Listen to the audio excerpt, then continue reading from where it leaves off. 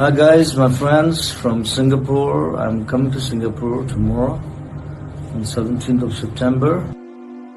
दोस्तों आज की सबसे बड़ी खबर सामने आई है। असम के मशहूर गायक और बॉलीवुड के सुपरहिट सिंगर जुबिन गर्ग का निधन हो गया। जुबिन गर्ग सिंगापुर के एक म्यूजिक फेस्टिवल में शामिल होने पहुंचे थे और रिपोर्ट्स के मुताबिक वहां स्कूबा डाइविंग के दौरान एक भयानक हादसा हो गया।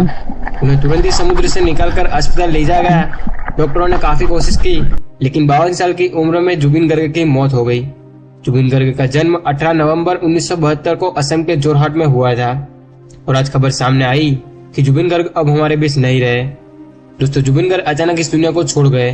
उनका जाना न सिर्फ असम बल्कि पूरे देश के लिए गहरी क्षति है। फैंस और म्यूजिक लवर सोशल मीडिया पर उन्हें श्रद्धांजलि देने लगे हैं। तो दोस्तों, इसको लेकर आपका क्या कहना है वो भी आप कमेंट में जरूर बताइए। और बस दोस्तों, यही था हमारा आज का वीडियो अच्छा लगा हो तो वीडियो को लाइक करें और हमारे चैनल पर नए हो तो हमारे चैनल को सब्सक्राइब करें।